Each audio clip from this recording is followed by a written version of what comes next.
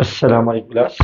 आज की क्लास में हम चैप्टर 7 को अपना एंड करेंगे, जिसमें इसके आखिरी हिस्सा जिसमें बेसिक कॉन्सेप्ट हैं एमसीक्यू के लिए। अच्छा, ये दोनों जगह पे फर्स्ट ईयर की केमिस्ट्री के जो एमसीक्यू पे बोर्ड में आएंगे उसके लिए, और जो बच्चे एप्टीट्यूड की तैयारी कर रहे हैं वो भी इस एमसीक्यू की की पॉइंट की मदद से चैप्टर 7 से कोई भी एमसीक्यू आता है अगर ई कैट या एम में, तो वो भी सॉल्व कर सकते हैं, और फर्स्ट ईयर वाले अपने बोर्ड में भी इसको सॉल्व कर सकते हैं। ठीक है, तो इसमें आज हम बेसिक कॉन्सेप्ट सीखते हैं।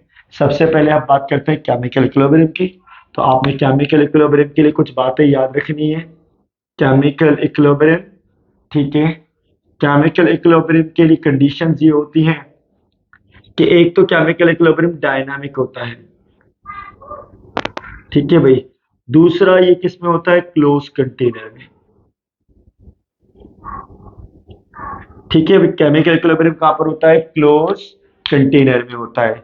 इसके बाद केमिकल इक्विलिब्रियम में जो है ना, आपने याद रखना है कि rate of forward reaction, rate of forward यानी आगे जाने की स्पीड और पीछे आने की स्पीड दोनों बराबर होंगी रिएक्शन के रेट ऑफ बैकवर्ड। अच्छा, ये उनके लिए जिन्होंने चैप्टर थोड़ा बहुत पढ़ा हुआ है। हम इसमें डील करते हैं रिवर्सिबल रिएक्शन। रिवर्सिबल में केमिकल इक्विलिब्रियम स्टैब्लिश होता है, डायनामिक होता है, क्लोज कंटेनर में होता है, रेट ऑफ फॉरवर्ड और बैकवर्ड रिएक्शन इक्वल हो जाते हैं, जबकि कॉन्सेंट्रेशन कॉन्सेंट्रेशन क्या हो जाती है, constant. Concentration of reactant and product are constant, reactant and product are constant, यानी कि कॉन्सेंट्रेशन क्या हो जाती है, कांस्टेंट हो जाती है। ठीक है भाई। इसके बाद इसमें आ जाता है केसी का फॉर्मूला। केसी का फॉर्मूला आपको पता है, वही प्रोडक्ट अपॉन रिएक्टेंट होता है। एमसीक्यू कैसे बनेगा, अभी इसके बाद मैं आपसे एमसीक्यू बना के दिखा दूंगा कि क्या क्या पॉसिबल एमसीक्यू बना सकता है। एक इसमें होता है केपी का फॉर्मूला। केपी का फॉर्मूला होता है pressure of product divide by pressure of reactant. बाकी इसमें तीन और फॉर्मूला है जो रिलेशन है बिटवीन के सी, के पी, के एक्स और के एन के दरमियान। क्या रिलेशन है, पहला सुन लें, के P is equal to K C R T की power delta n. R T की पावर डेल्टा एन, फॉर्मूले डायरेक्ट याद होने चाहिए, फिर इसमें बताता हूं। फिर इसके बाद आपके पास होता है K P equal to K X, P की power delta n, X stand for mole fraction. और फिर होता है K P is equal to K N, P over N की पावर डेल्टा एन। ये पहले फॉर्मूलाज आपको याद होने चाहिए। न्यूमेरिकल भी इससे होगा, एक न्यूमेरिकल आखिरी में करवाऊंगा अगली वीडियो में इनसे रिलेटेड। ठीक है भाई। अब इसके बाद आ जाता है रिलेशन बिटवीन के सी एंड के पी। रिलेशन बिटवीन के सी एंड के पी।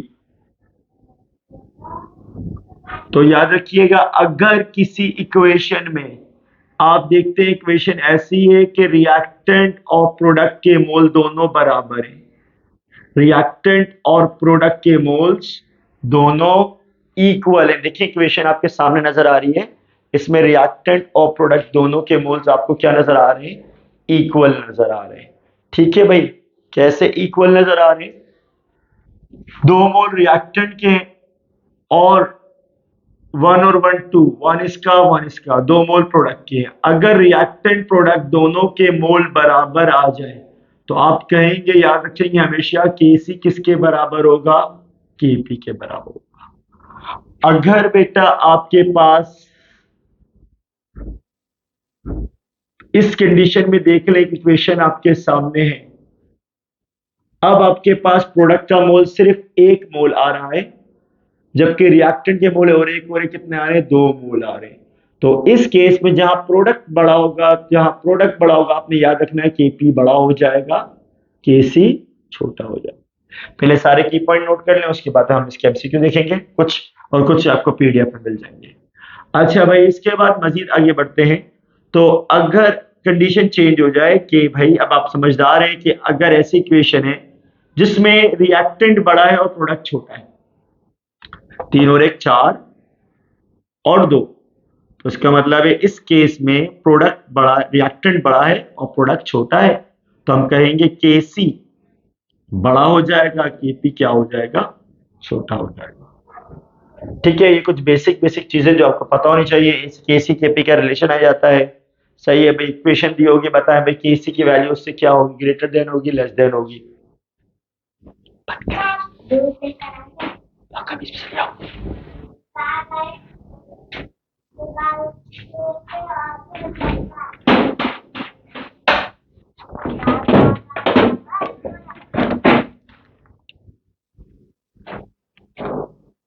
अच्छा भाई, इसके बाद मजीद आगे बढ़ जाते हैं। यहां तक आपको वीडियो क्लियर हो गई होगी। ठीक है, अब नेक्स्ट स्टेज पे चलते हैं। जी बेटा, वापस मजीद आगे चलते हैं। तो इसमें कुछ रिलेशन ये आ गए। इसके बाद आपके पास आ जाता है डायरेक्शन ऑफ रिएक्शन। केसी कैसे डायरेक्शन ऑफ रिएक्शन बताती है, डायरेक्शन ऑफ रिएक्शन। तो डायरेक्शन ऑफ रिएक्शन में आपको केसी की वैल्यू के बारे में बताएंगे और आपको बताएंगे क्यूसी। क्यूसी भी बेटा वही होता है, प्रोडक्ट अपॉन रिएक्टेंट। केसी स्टैंडर्ड वैल्यू जो निकली हुई है, क्यूसी हम ऑन द स्पॉट निकालते हैं। केसी और क्यूसी, अगर ये रिलेशन दिया हुआ है कि केसी बड़ा है और क्यूसी छोटा है, तो इस केस में आपकी रिएक्शन कहां जा रहा होगा, फॉरवर्ड। यानी कि केसी की वैल्यू दी हुई होगी न्यूमेरिकल में या एमसीक्यू में, आपने प्रोडक्ट डिवाइड बाय रिएक्टेंट करके क्यूसी निकालना है, दोनों को मैच करना है। अगर दोनों को मैच करने पर क्यूसी छोटा होता है, केसी बड़ा हो जाता है, तो रिएक्शन कहा जाएगा फॉरवर्ड। और अगर केसी छोटा हो जाए, क्यूसी बड़ा हो जाए, तो रिएक्शन कहा जाएगा बैकवर्ड। और अगर क्यूसी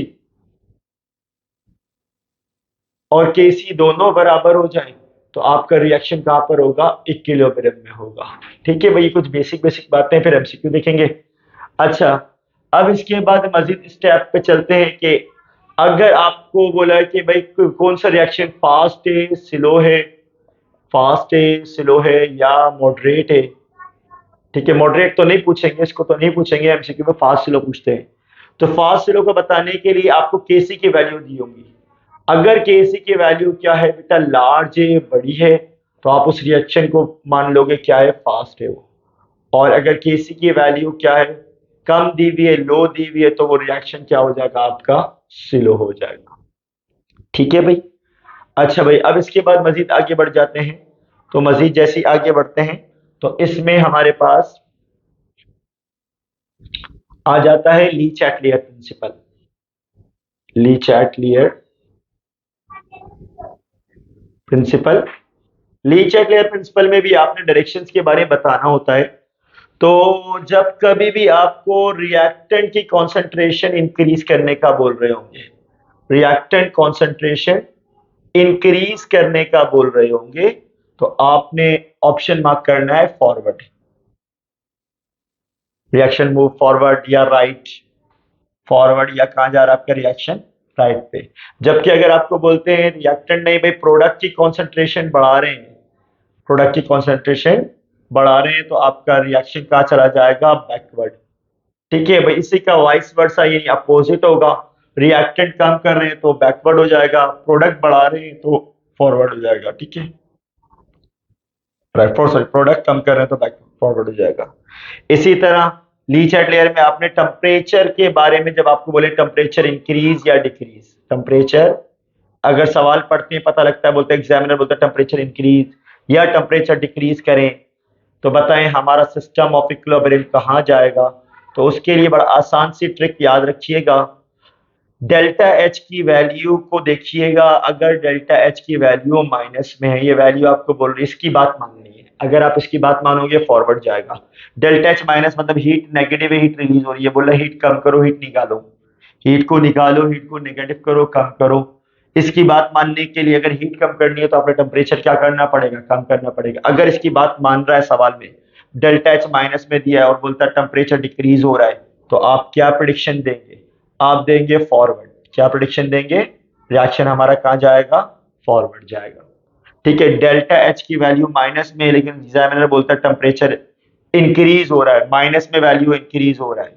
ठीक है, अगर माइनस में वैल्यू है, इंक्रीज हो रहा है, तो आपका रिएक्शन फॉरवर्ड नहीं जाएगा बल्कि कहां चला जाएगा? बैकवर्ड चला जाएगा। और अगर डेल्टा एच की वैल्यू नेगेटिव में है और टेम्परेचर डिक्रीज हो रहा है, तो आपका रिएक्शन कहां चला जाएगा? फॉरवर्ड चला जाएगा। याद रखिएगा, डेल्टा एच की वैल्यू को आपने मार्क करना है। सही है, डेल्टा एच की वैल्यू को आपने चेक करना है। अच्छा भाई, ली चैटलियर प्रिंसिपल के बाद अब आते हैं आखिरी इफेक्ट है प्रेशर का। प्रेशर के इफेक्ट को पहले समझ लें, फिर आखिर में मैं आपको इससे बात करूंगा कि इसके एमसीक्यू कैसे आते हैं। प्रेशर प्रेशर के इम्पैक्ट को समझने के लिए पहले तो आपने देखना है, अगर किसी इक्वेशन में मोल ऑफ रिएक्टेंट किसके बराबर है? मोल ऑफ प्रोडक्ट के। तो इस सिस्टम पर तो प्रेशर का कोई इफेक्ट नहीं होगा। No effect of pressure, no effect of pressure. जैसे बेटा ये वाला केस है कि जहां पर दोनों मोल्स बराबर है, लेकिन अगर अगर क्या नाम है इसका, आपको प्रोडक्ट के मोल दे दें। अब रूल देख लें, जिसके भी मोल ज्यादा हो, अगर मोल ऑफ रिएक्टेंट मोर है, ठीक है, मोल ऑफ रिएक्टेंट क्या है? ग्रेटर, ज्यादा है। जिसके भी मोल ज्यादा है उसके अपोजिट रिएक्शन जाएगा। मोल ऑफ रिएक्टेंट ग्रेटर है, सही है। अगर आपने इस सिस्टम में प्रेशर को क्या कर दिया? इंक्रीज कर दिया, तो रिएक्टेंट के अपोजिट जाएगा रिएक्शन। रिएक्टेंट के अपोजिट जाने का मतलब है कि आपका रिएक्शन कहां जाएगा? फॉरवर्ड जाएगा। और अगर रिएक्टेंट के मोल ज्यादा है, आपने प्रेशर डिक्रीज कर दिया, तो आपका रिएक्शन कहां जाएगा?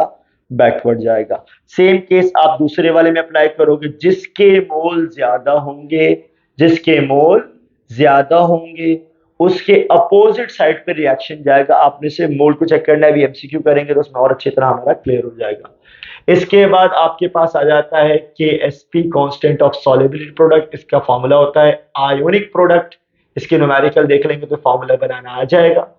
असल काम क्या होता है इसमें, आपने बताना है प्रिसिपिटेट कब बनेंगे, प्रेसिपिटेट कब बनेंगे, कब नहीं बनेंगे। तो प्रेसिपिटेट कब बनेंगे, याद रखिएगा, जब भी QSP ज्यादा होगा किससे? KSP से, तो पीपीटीज बनेंगे। QSP ज्यादा हो किससे? KSP से, तो क्या चीज बनेंगे? PPTs, precipitate are form. ठीक है भाई।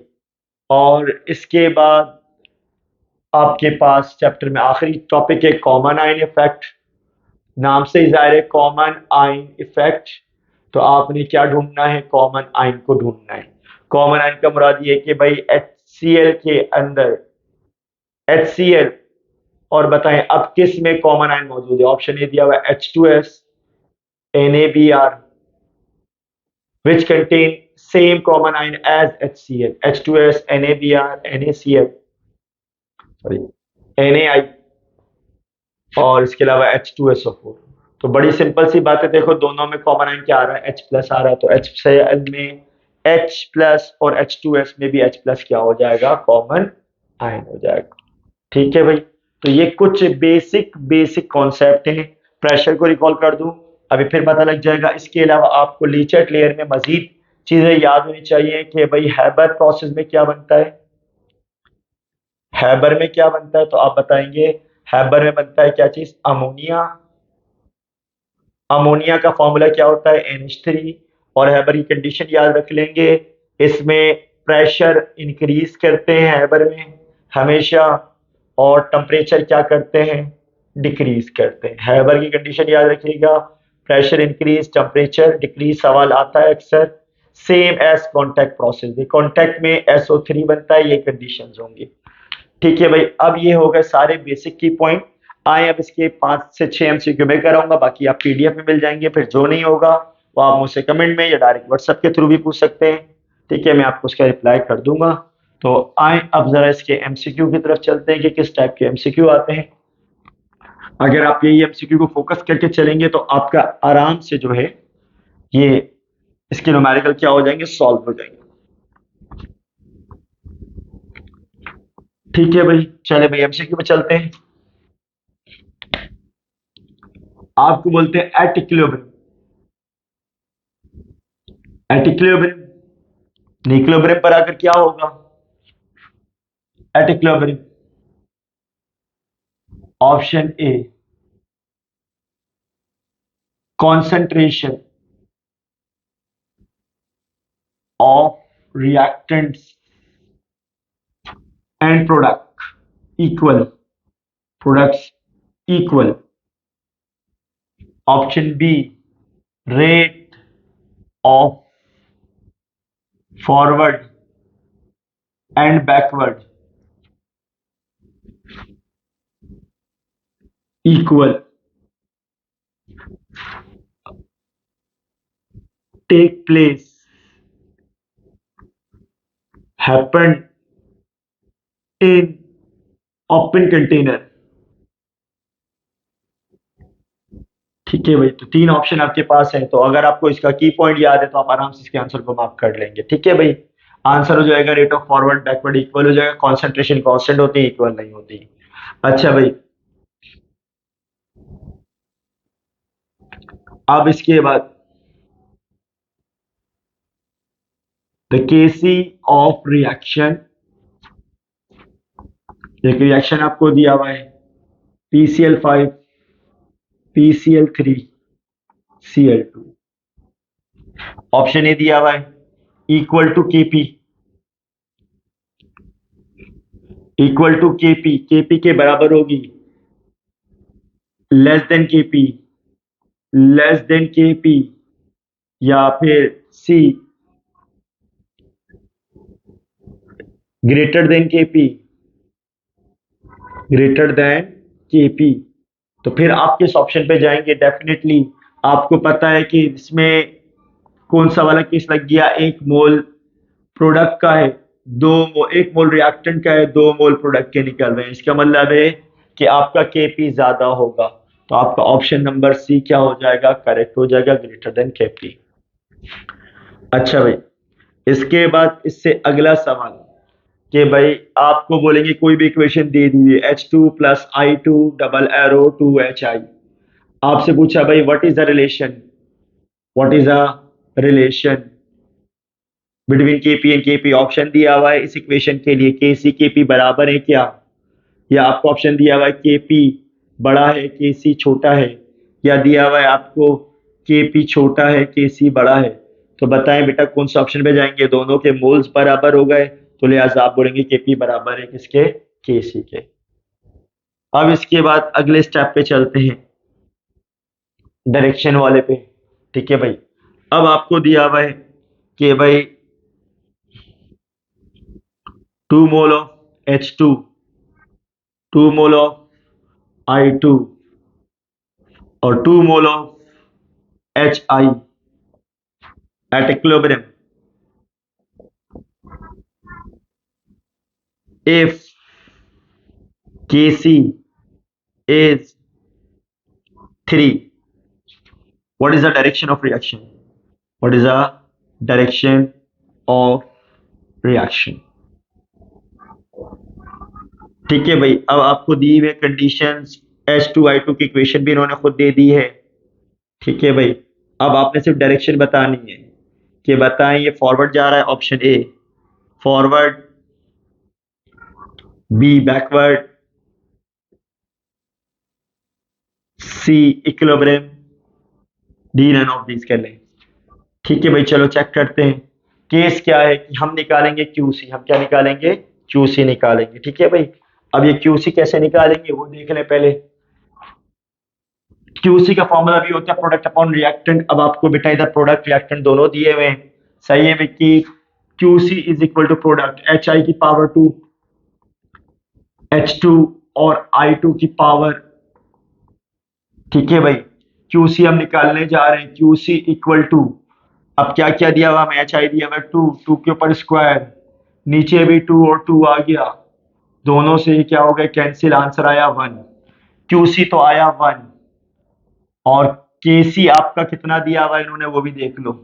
केसी कितना दिया हुआ है सवाल में 3 दिया हुआ है, ठीक है भाई। तो आपने बताया केसी 3 दिया हुआ है, रिलेशन प्रूव हुआ कि केसी बड़ा है क्यूसी क्या है छोटा आ गया। तो अब बताओ कौन सा रिएक्शन हो गया, कहाँ जा रहा है हमारा रिएक्शन। जब हमारे पास केसी बड़ा हो जाता है तो हम कहते हैं बेटा हमारा रिएक्शन कहाँ जा रहा है, फॉरवर्ड जा रहा है, ठीक है भाई। तो इस तरीके से आपने इन केसेस को हैंडल करना है। इसके बाद लीचट लेयर पे चलते हैं। लीचट लेयर पे क्या बोलते हैं, कोई भी इक्वेशन देंगे, आपसे कंडीशन पूछेंगे। सपोज आपको बोला क्वेश्चन में ड्यूरिंग फॉर्मेशन ऑफ HCl या during formation of HI heat is release, heat is release. Heat is release का मतलब आपका डेल्टा एच क्या होगा ये आपको पता होना चाहिए। वेरी स्मार्ट, अगर आपने पढ़ा हुआ है चैप्टर नंबर 11 तो आपको पता होगा during formation HI heat is release, ठीक है। अगर आपसे बोले heat is release if temperature decrease, temperature क्या कर दिया, डिक्रीज कर दिया, the reaction move, the reaction या द इक्विलिब्रियम मूव, इक्विलिब्रियम कहाँ मूव करेगा। अब आपने बताना है वही फॉरवर्ड जाएगा बैकवर्ड जाएगा, forward B backward C more reactant form, D none of these, ठीक है भाई। अब मैंने आपको क्या बताया था, हीट इज रिलीज का मतलब है डेल्टा एच नेगेटिव है, हीट इज रिलीज का मतलब डेल्टा एच नेगेटिव है। डेल्टा एच नेगेटिव बोला हीट कम करो और वाकई सवाल में हीट कम हो रही है, टेम्परेचर डिक्रीज हो रहा है, तो डेल्टा एच की बात बिल्कुल मानी जा रही है, हमारा रिएक्शन कहाँ चला जाएगा, फॉरवर्ड चला जाएगा, ठीक है भाई। सारी वीडियो को बड़े सुकून से देखिएगा, आपको सारे एमसीक्यू चैप्टर के फिर आराम से पीडीएफ वाले भी आप सॉल्व कर सकते हैं, ठीक है भाई। हीट रिलीज का मतलब है डेल्टा एच माइनस है, एब्जॉर्ब का मतलब है पॉजिटिव है, ठीक है। पॉजिटिव होता, अगर यही सवाल होता हीट रिलीज के बजाय क्या हो जाता, एब्जॉर्ब हो जाता, तो अब आपके पास डेल्टा एच की वैल्यू क्या आ जाती, पॉजिटिव आ जाती। ये बोला हीट बढ़ाओ, लेकिन आप हीट क्या कर रहे हो, कम कर रहे हो, उसकी बात नहीं मान रहे, तो आपका रिएक्शन में फॉरवर्ड नहीं जाएगा, फिर कहाँ चला जाएगा, बैकवर्ड चला जाएगा, ठीक है भाई। फिर इसके बाद आपको कोई भी सिस्टम दिया जाएगा, सपोज आपको सिस्टम दिया है ये वाला,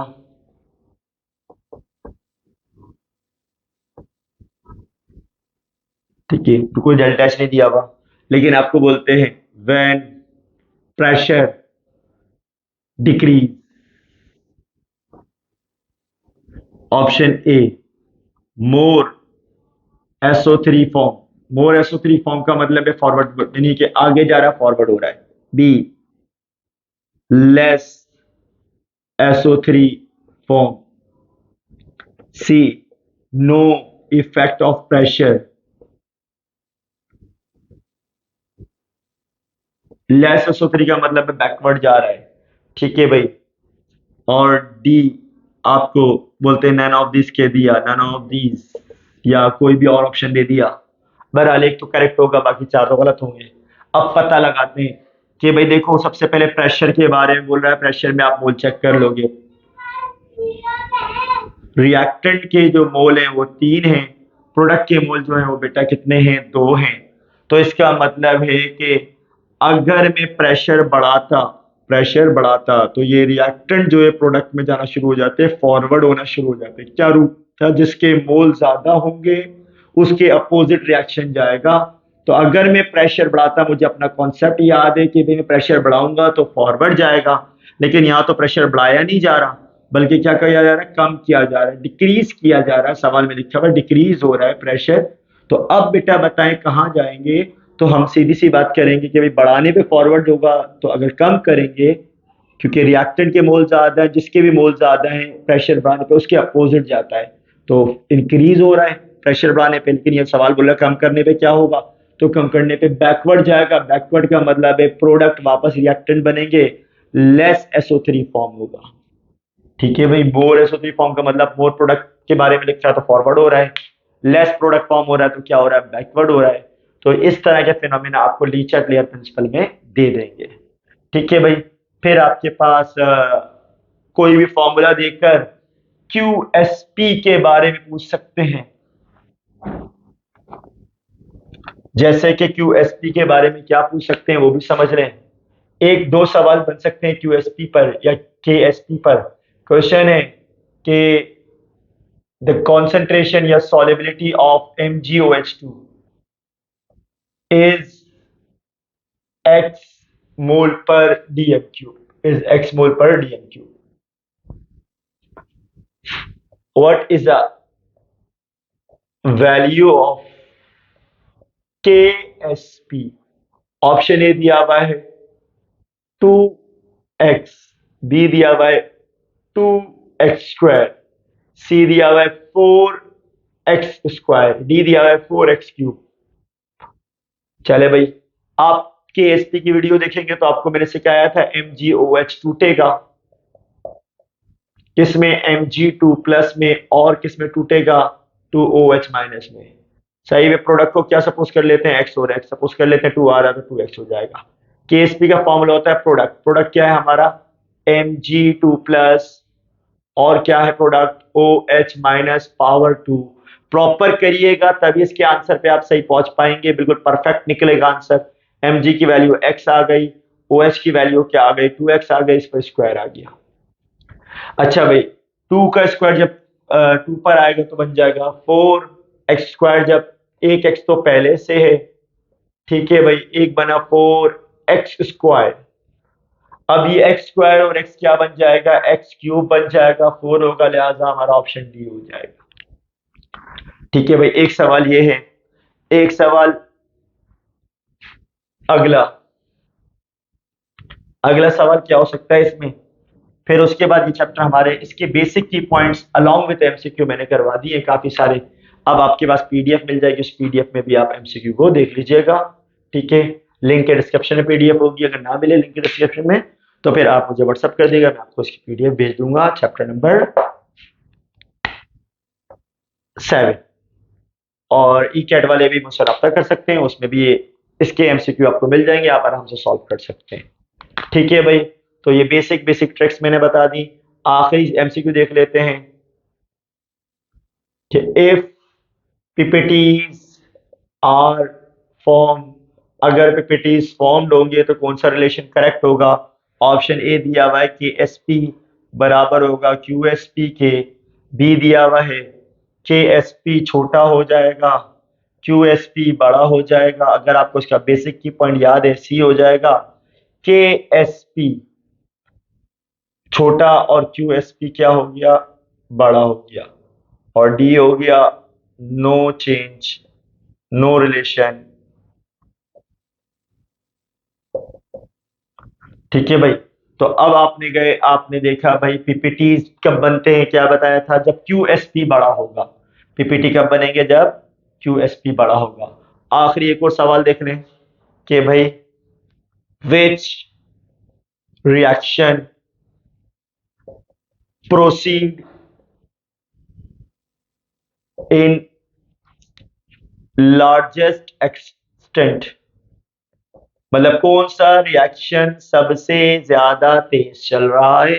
पूरी वीडियो को सुकून से देखिएगा तो आप स्किप नहीं कीजिएगा, बड़ी छोटी छोटी बातें बताइए। लार्जेस्ट एक्सटेंट, ठीक है, एक दिया हुआ केसी की वैल्यू 10, केसी की वैल्यू 100, केसी की वैल्यू 1000, बी वो ए या सी, और केसी की वैल्यू 1000, और डी दिया हुआ है केसी की वैल्यू 0.1। लार्जेस्ट एक्शन का मतलब है स्पीड किसकी ज्यादा है, तो मैंने आपको बताया था जिस रिएक्शन की केसी ज्यादा होगी उसकी स्पीड भी क्या होगी, ज्यादा होगी, तो आप इस ऑप्शन पे चले जाएंगे। ठीक है भाई, तो ये चैप्टर नंबर 7 के बेसिक की पॉइंट के साथ हमारे MCQ कंप्लीट हुए। अब आपने क्या करना है, इन MCQ को PDF से भी सॉल्व कर लेना है। ओके, अल्लाह हाफिज। वीडियो को लाइक कीजिएगा, सब्सक्राइब कीजिएगा और दूसरों को भी फॉरवर्ड करें ताकि लोगों के MCQ, 2 MCQ बोर्ड में यहाँ से आते हैं।